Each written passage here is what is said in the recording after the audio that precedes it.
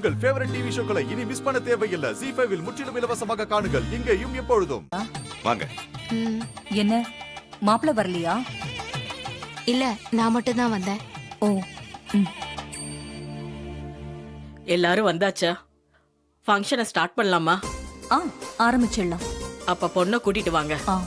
போங்க, போய் ரேவதியை கூட்டிட்டு வாங்க. சரிம்மா.